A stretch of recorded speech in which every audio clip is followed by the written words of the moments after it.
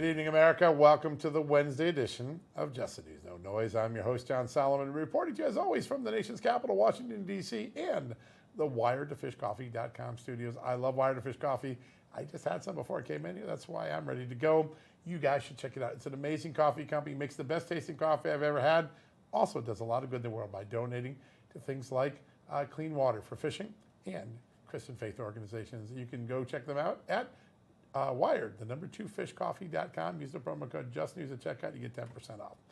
All right, another day, another trip, another extraordinary accomplishment for President Trump's administration. He continued his tour through the Middle East today, stopping in Qatar and continuing to make good on bringing investments and manufacturing back to the United States. This time, a total of $1.2 trillion, including a record $200 billion deal for Qatar to buy 160 Boeing jets. Boeing's been in trouble here in America for some time, but now this is going to be big news for them and their workers. It's a big win for the president as well. He has promised that these tariffs would bring in lots of new business. We're closing in on $10 trillion of commitments just since President Trump took office. Excuse me. That is just some of the good news that came out of this trip. Another big moment. The president decided to meet with the new interim president of Syria on a meeting that 6 months ago probably would have been unthinkable. This guy, the current president, had ties to al-Qaeda. He's renounced them.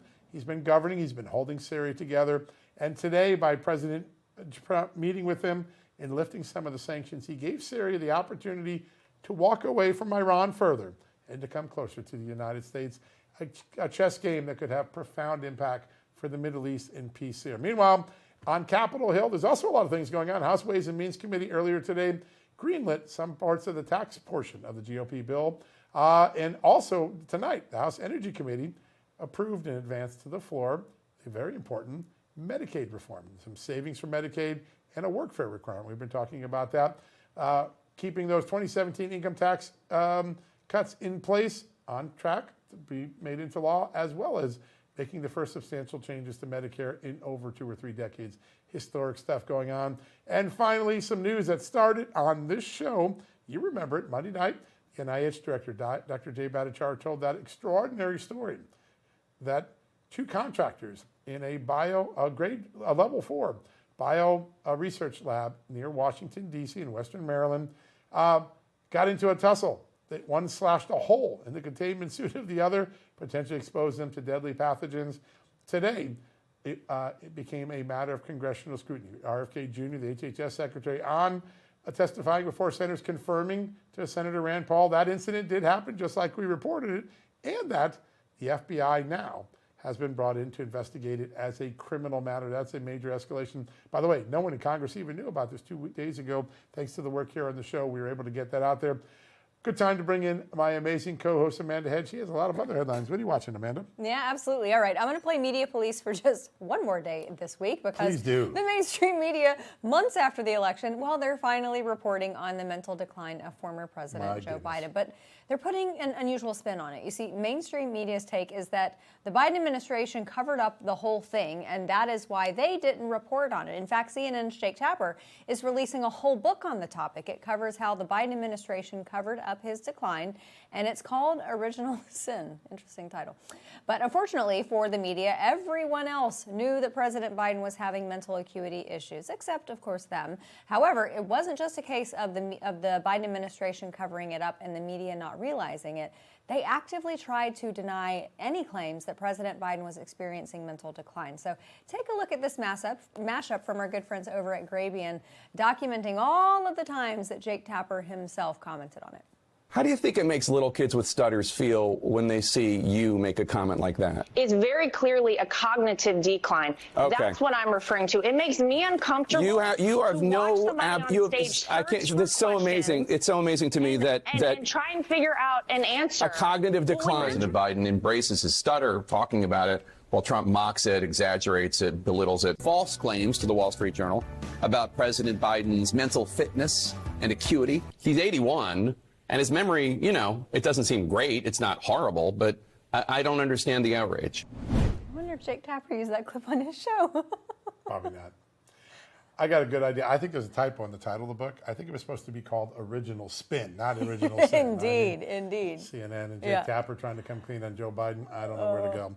Well, somebody that always gives us the straight scoop is Congressman Marlin Stutzman from the great state of Indiana. He joins us now from the front lines of Congress where so much action has been happening today. Congressman, good to have you back on the show.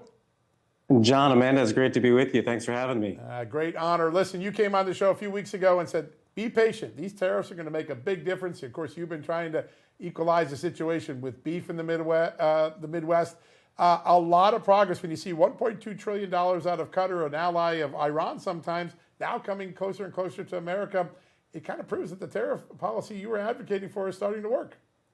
Well, President Trump is the one with the backbone and the leadership to do this. Watching him over the past several weeks has truly been remarkable. I mean, the fact that he has brought China to the table and to their knees, basically, and resetting the table. You know, there's still a long way to go, but the fact that Great Britain has, we have a trade deal now with them. You know, the stock market is back up. You know, it was a blip, obviously nerving. But again, President Trump has got a spine of steel. And then he goes over to, to Saudi Arabia in the Middle East.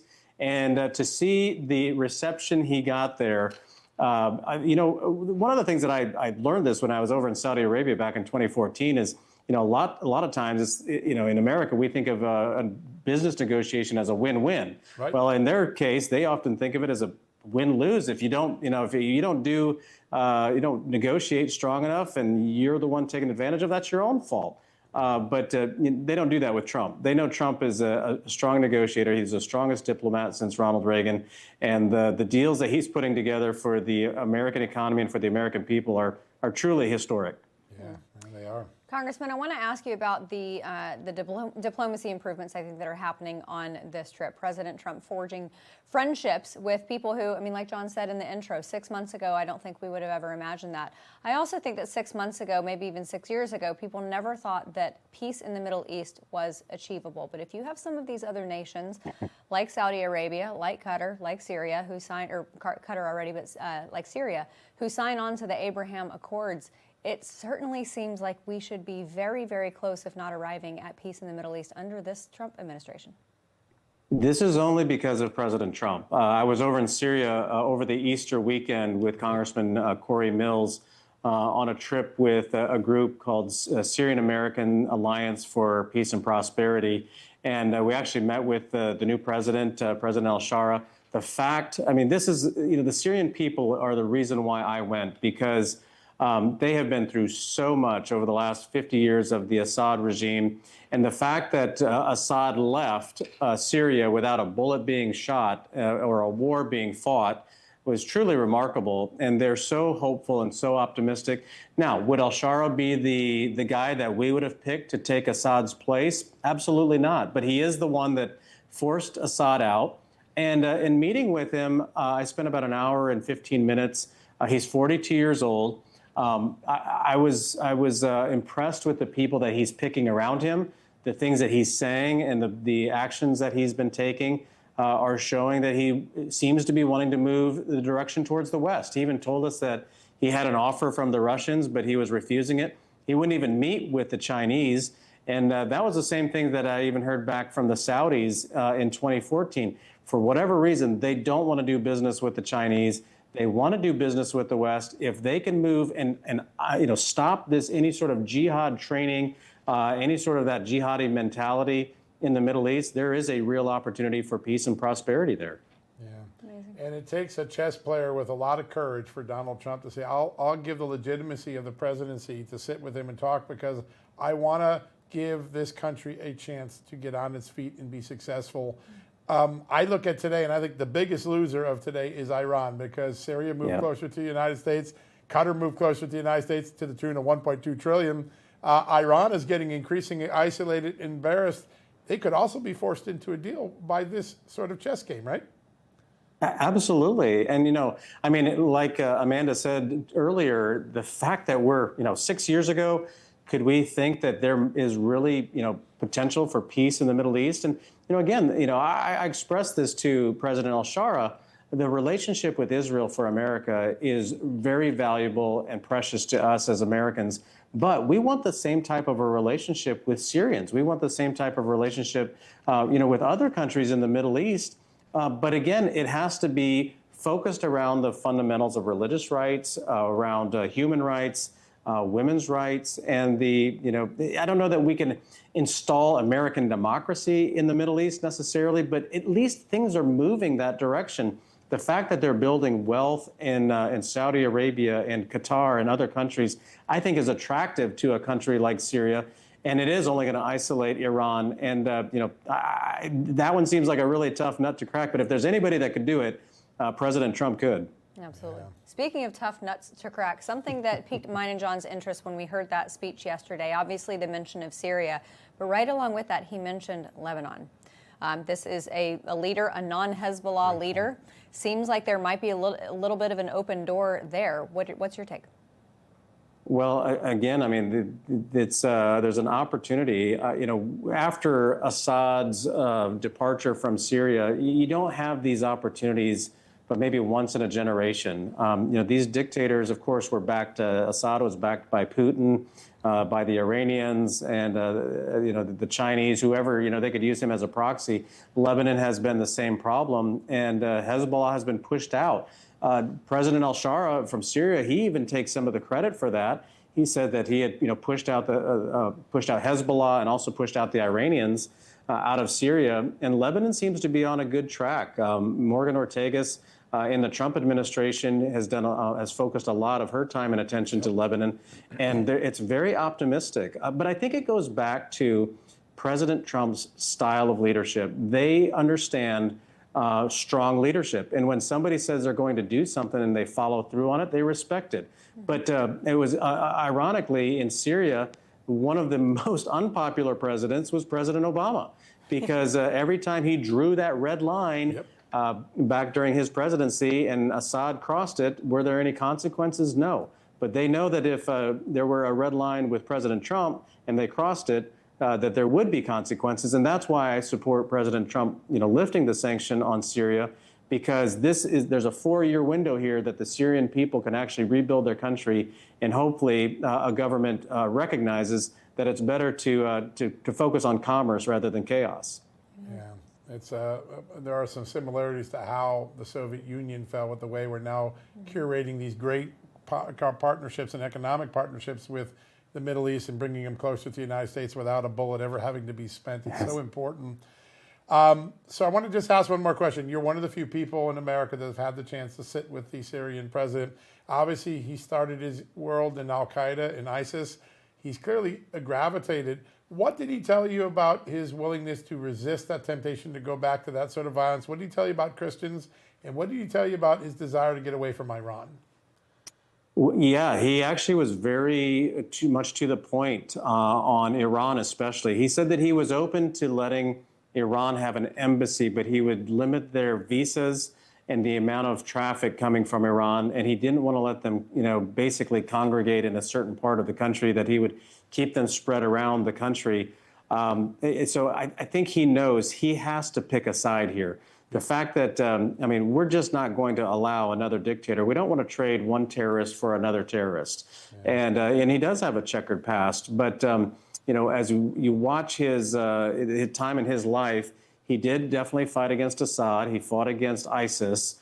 But the Syrian people already give President Trump a lot of credit for the fact that Idlib, back in 2018, the city up to the northern part of the country, they were going to bomb the tar out of it because of the terrorist organizations that were up there. But Trump, in his instincts, said that wasn't a good idea because so many civilians would be killed. So the Syrian people, there's actually signs around Damascus that say "Make Syria great again."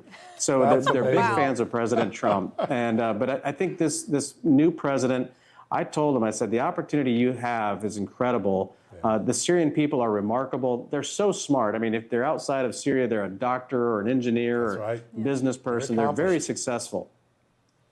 Yeah. Sir, it's always an honor to have on. This is fascinating. You're one of the few people that really talked to this man, and I think we learned so much from you tonight. What a great honor to have you on the show. Thank you so much for joining us. Absolutely. Thanks for having me on this evening. Yeah, we always enjoy our conversation. It was really great. All right, folks, how about that? We're going to take a quick commercial break. When we come back, we'll unpack those surprising inflation numbers. They're going down. Is the president's economic policy working? And is he reshaping global trade as we know it? We're going to raise that with our next guest, Rebecca Walser, right after this.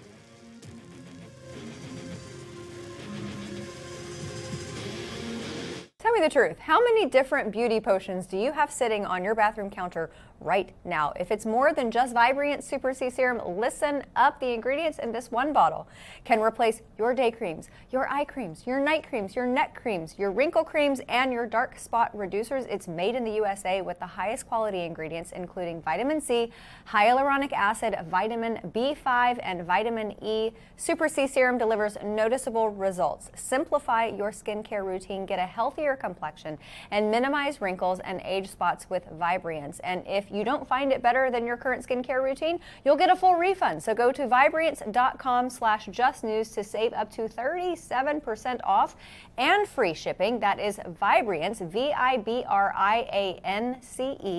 Vibrance.com/justnews.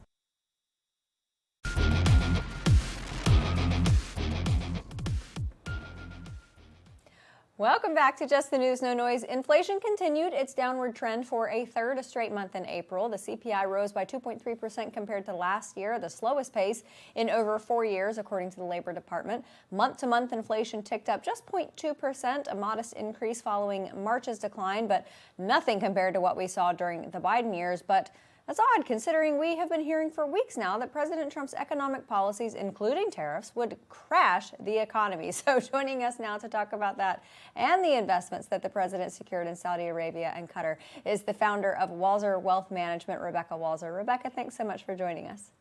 Thank you so much for having me, Amanda and John. I appreciate it.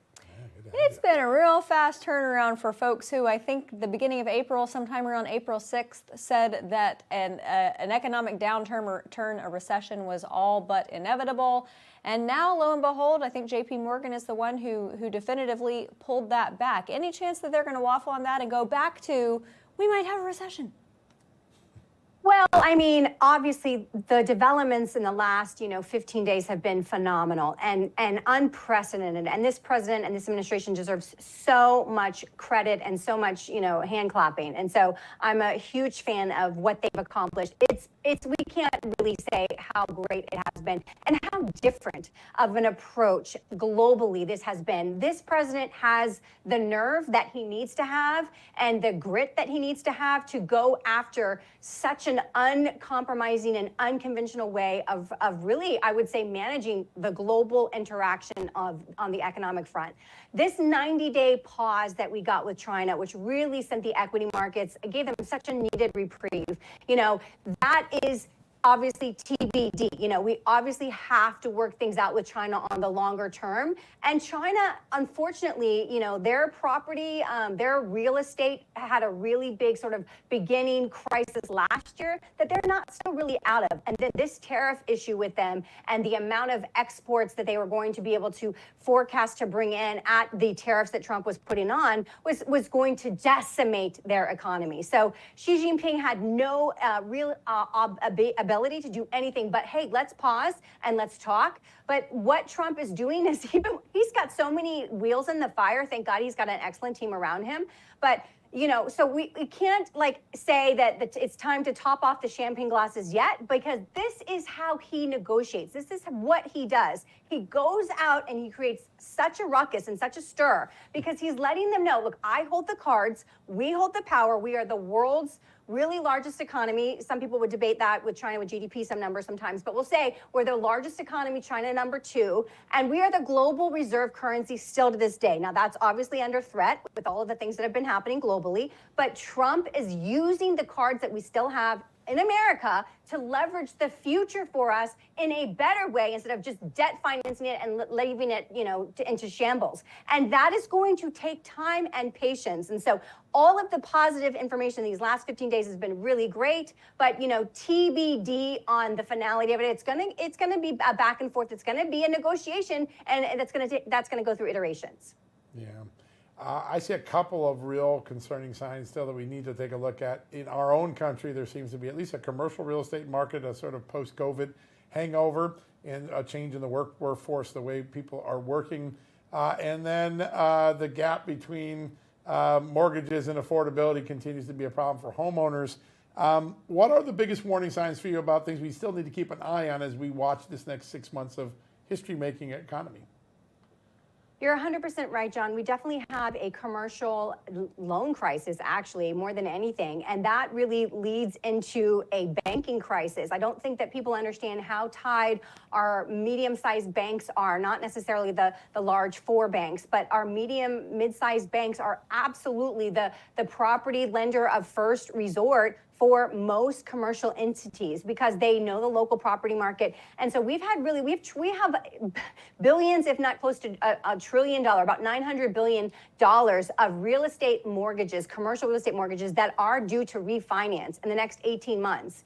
And the problem is that the values of the properties, to your point, John, have declined substantially because nobody is utilizing those buildings at the capacity that they were pre-COVID. So when you've got hybrid schedules of people only in the office for 3 days, the dry cleaner can no longer rent his space because people don't need to, have the clothes for 5 days a week. Or maybe there's a different dress code policy. Or the little mom and pop shop that were the cafe in your building, they're gone. Or all of the cafes that surrounded in an urban center, those are going because where are the clients? So what happens is as we changed our work, arrangements, this affects the value of being in commercial property, and therefore those appraisals are not going to come in at the pre-market value that they were, actually financed at. And so a lot of banks have been kind of pushing the refinancing of these notes beyond like grace period and getting things.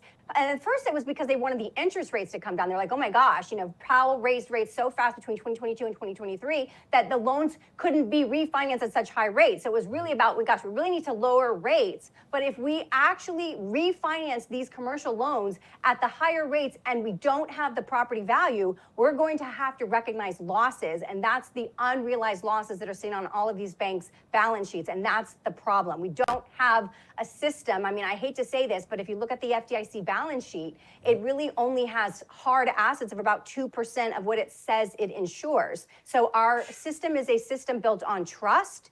And if that trust is broken, it will cause problems. So we do have a lot of issues that this administration is going to have to deal with. And this is what happens after you print $10 trillion between fiscal and economic policy and through a pandemic, and then have to deal with the fallout of inflation, which this administration is obviously doing a great job with so far. And you have to deal with the fallout of how it affects, all of the things that are tied to our financial communities. Yeah. Rebecca, President Trump has been doing his businessman thing and out raising capital for his company, the company being the United States of America, and he's going to hit that $10 trillion mark very soon. I think a lot of Americans look at that, though, and they say, well, how exactly is that going to affect me as an everyday American? How does that trickle down to me? How does it?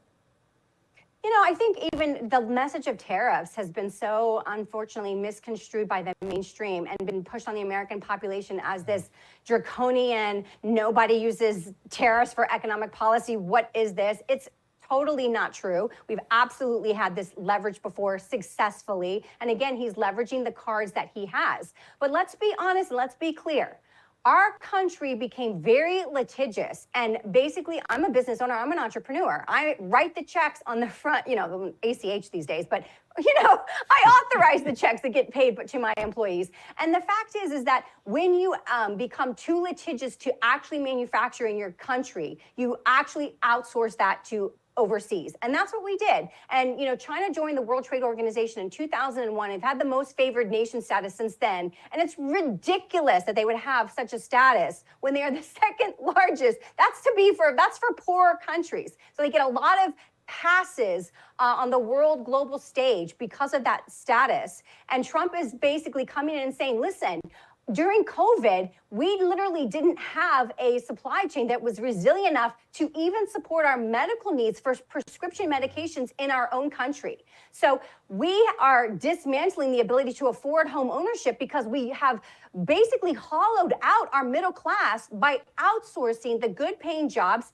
overseas. And that happened naturally for a natural sort of way that we became too litigious, too expensive to manufacture in our country. That's our own fault. We have to fix that. At tort reform, I'll kinds of things. But then we still have need protections. I'm not against worker protections, but worker protections that are so expensive that you go out of business doesn't do anybody any good. We have to basically unhollow out the middle class that has basically, we're really a bifurcated economy, and to the upper wealthy and really the lower bottom class. And there's a very hollow middle class because all of the jobs that were blue collar other than trades have been outsourced manufacturing to Asia basically since really it started in the 80s, but it has just taken off since the millennia. And we cannot have a country of taxpayers that make a good wage base if we literally expect to buy everything for cheap pennies on the dollar at Walmart. That's a great point. Real quickly, we only got about a minute left. Congress has a role here too. President Trump's got a lot done. What does Congress have to deliver to make sure it doesn't put the economy into another part of hurt? Well, we obviously have the debt ceiling issue that still has to get resolved. We can't have that, pop up. He's doing so well, everything's going well, and then we enter this debt ceiling issue. That is an issue. And then also we need the tax reform to be reinstated. And as you know, or to be re-upped, it automatically sunsets because it was done through the budget reconciliation process when it was originally passed in 2017. And so it had to be sunsetted as a matter of course. And it does sunset at the end of this year. And so obviously you have Republicans that are in the higher tax blue states that have a really big problem with the SALT limit that is set at 10,000, and that stands for state and local taxes. A lot of people think that I'm a tax lawyer, but a lot of people think, what is SALT? State and local tax is what it stands for.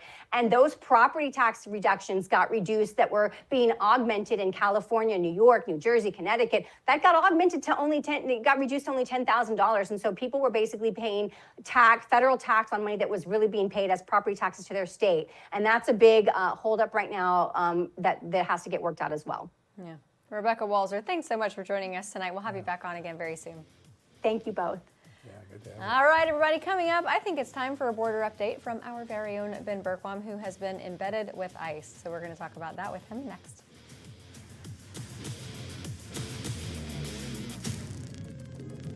Hey folks, if you're a homeowner, you need to listen to this. When's the last time you checked on your home title? I know the answer. That's the legal proof, of course, that you own your house. If you're like me, the answer is never. The problem is, in today's AI and cyber world, scammers are stealing home titles and your equity is the target. Here's how it works. Criminals forge your signature on one document, use a fake notary stamp, pay a small fee with your county, and boom, your home title has been transferred out of your name. That's not a good situation. Then they take out loans using your equity or even sell your property, and you're not even going to know about it until you get a collection or foreclosure notice. That's why you need to stop what you're doing and find out today if you're already a victim. Use the promo code JTN at HometitleLock.com to make sure your title is still in your name. You also get a free title history report plus a free 14-day trial of their $1 million triple lock protection. That's 24/7 monitoring of your title, urgent alerts to any changes, and if fraud should happen, they'll spend up to $1 million to fix it. Go to HometitleLock.com right now and use the promo code JTN. That's HometitleLock.com, promo code JTN.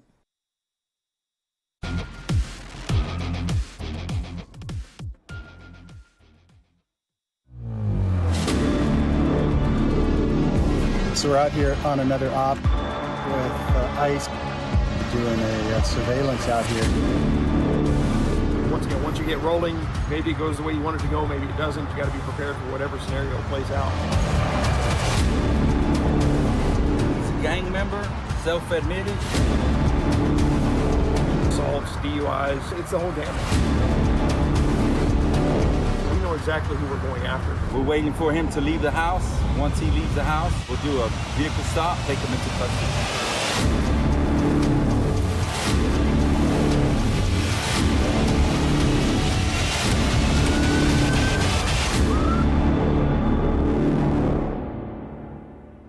Wow, that footage is from our very own Ben Bergquam. I used to love to watch the show Cops. Watching Ben Bergquam is even more fun, more informative. He's my favorite. I'm so jealous. Oh my gosh, he does such great work every day, and we're lucky to have him live. Yeah, he's out with ICE. He's out down by the border again. Ben, welcome back. You are a juggernaut, baby. We love the work you're doing. You're allowing people to see what it takes to go get these millions of illegal immigrants and get them out of the country. What are you experiencing on the front lines, buddy? Yeah, well, that's it. One at a time. So we're talking millions that we've got to go get, and the ICE and the ERO and HSI are out there doing it one at a time. Now, thank God, here in Houston, it's not a sanctuary jurisdiction. They're actually able to work with law enforcement and the jails, so they can go in and pick up most of these guys. They were telling me 70% of the illegals, the really bad guys, they can go directly into the jails and get. The other 30%, they're getting out on the streets, unlike places like Chicago where you have to get everyone out on the streets. But this is even with that, it's still a slow process in comparison to the massive number of illegals that we've got to go after that Joe Biden and the Democrats let in. So thank God they're doing it, but this is just the beginning phase of what's needed to actually secure this country and deport everyone that needs to be deported. Great point. Ben, I want to ask you about the other side of the border crisis, which is actually not in crisis mode anymore, and that is the physical border and people coming across it. President Trump's first term, a lot of focus on building a border wall, but now with crossings being down anywhere on any given day from 96 to 99%, is a border wall still needed? Should we still try to get that there just for good measure? Because it kind of seems like whatever is happening right now without it is doing pretty well.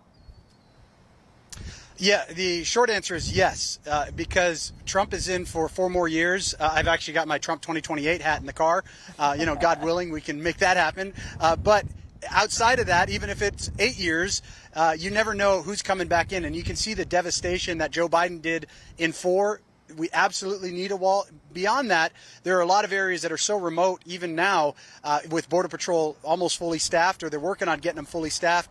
Those are still areas that are tough to get to. So a wall slows it down. It's just like the door and locks on your house. It doesn't prevent somebody from coming in, but it'll slow them down, hopefully long enough for you to be able to get your gun and defend your property. And the same thing is true on our border.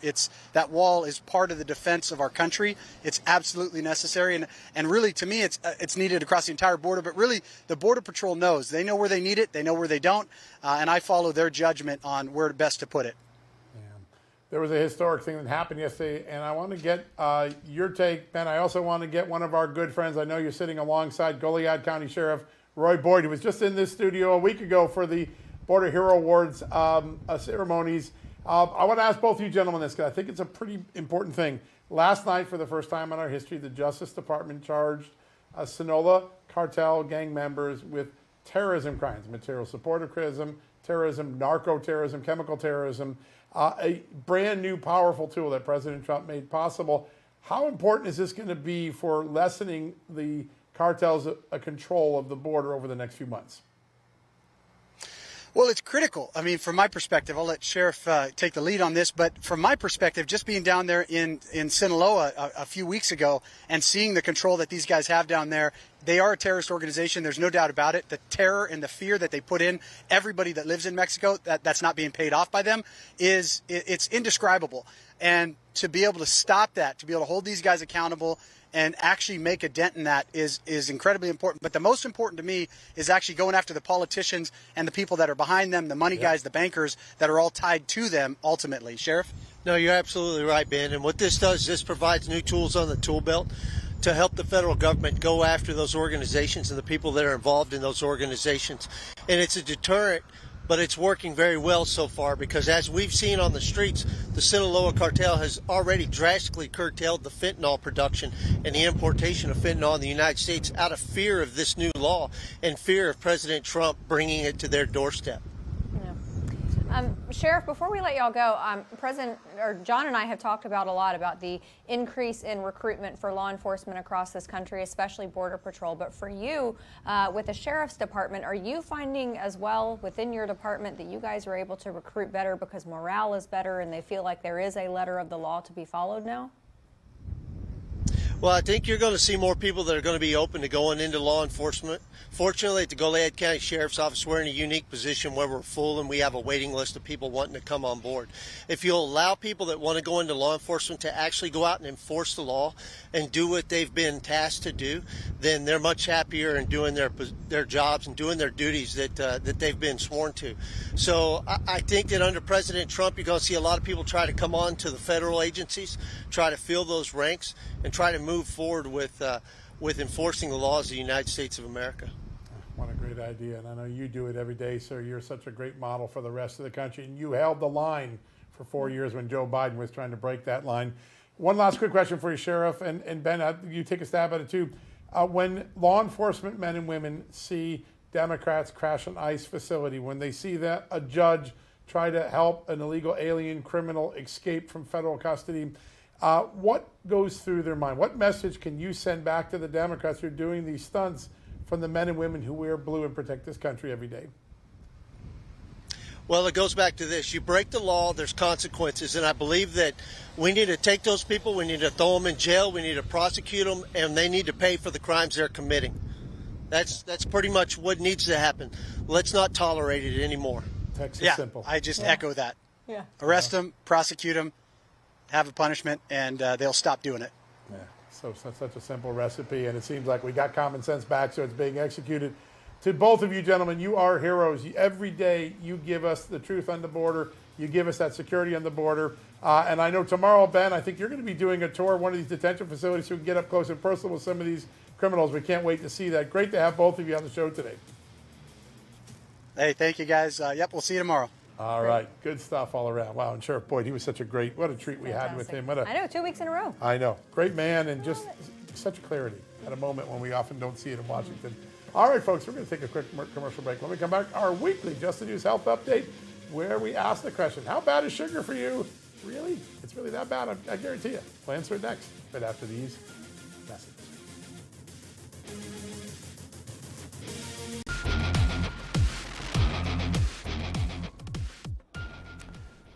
Welcome back, America. It's time for our weekly Just the News Health Update. I love this segment. It's brought to us by our good friends at Native Path. Joining us now, the co-founder and chief culture officer at Native Path, our good friend, Dr. Chad Walding. Dr. Chad, good to have you on.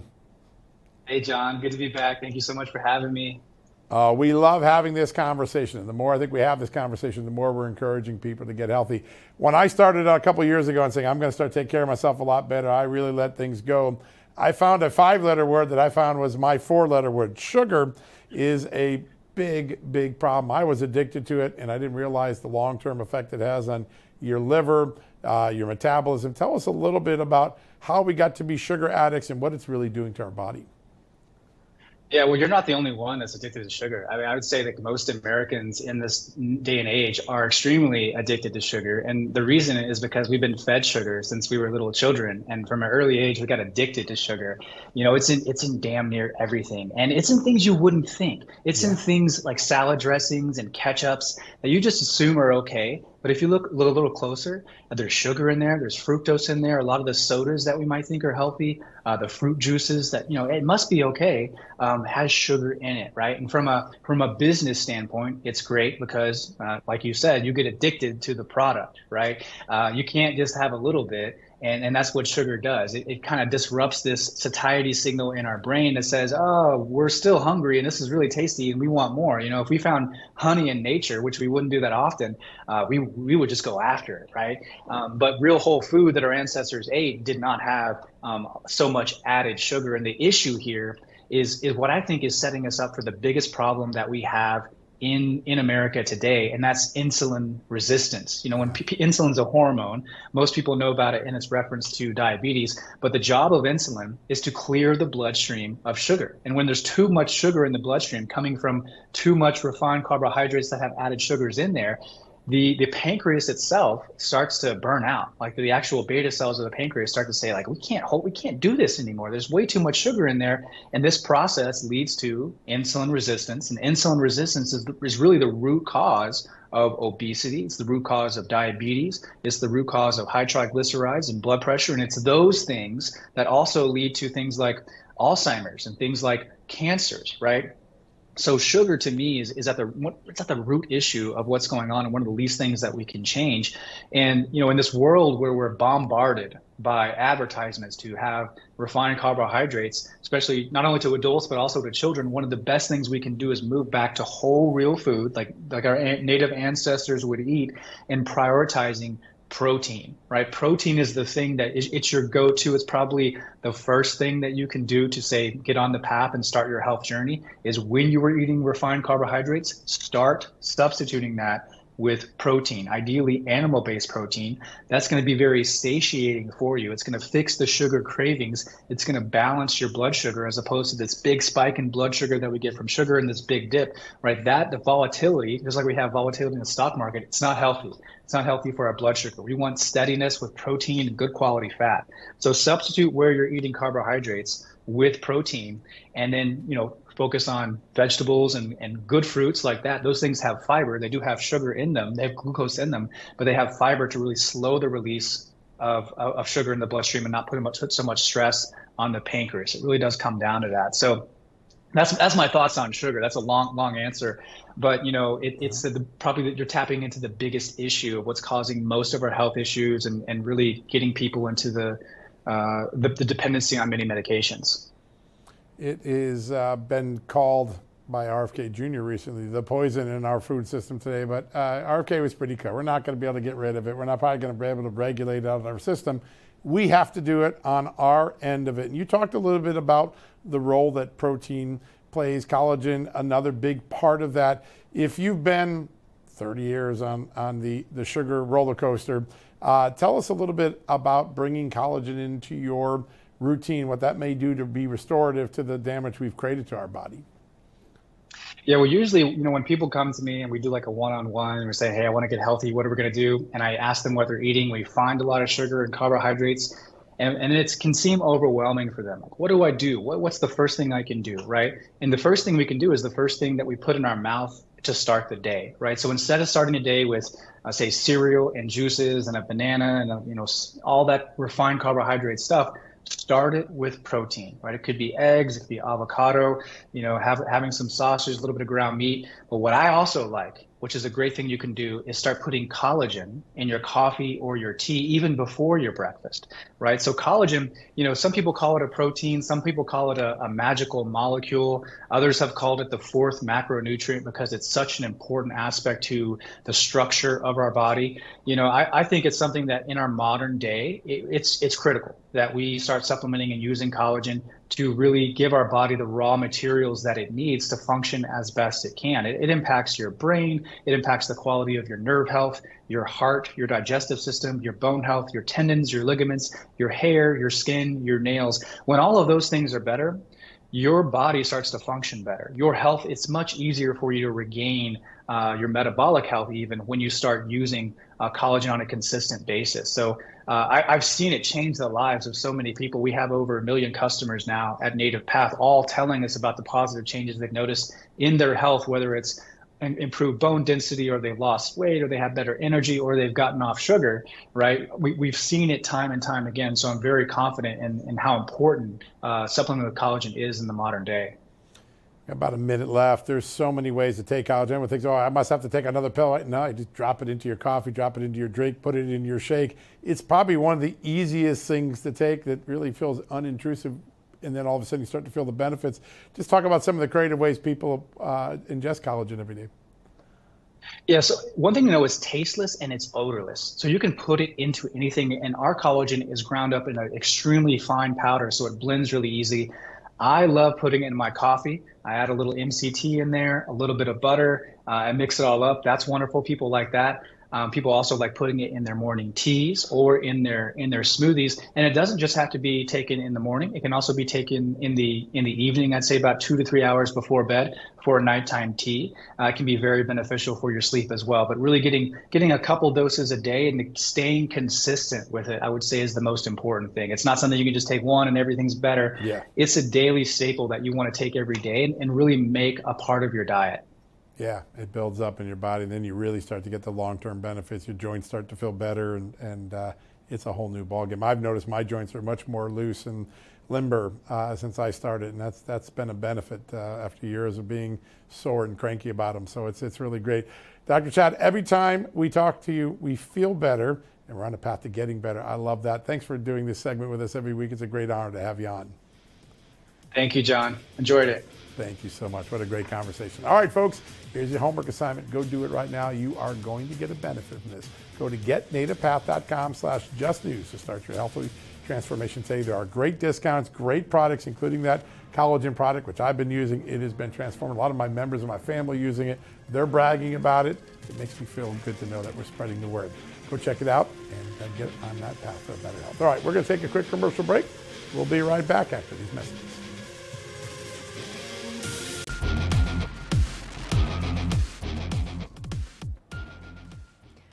Welcome back, everybody. Final segment of the show, so I thought I would start with this clip that went viral today. File this under hippie commie ice cream maker news. Ben Cohen, the co-founder of Ben & Jerry's, has an absolute meltdown at an RFK Senate testimony today. Check it out.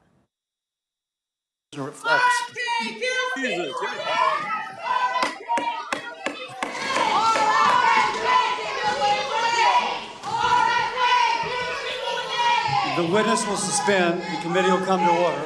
Capitol Police are asked to remove the individuals from the hearing room. Members of the audience are reminded disruptions will not be tolerated.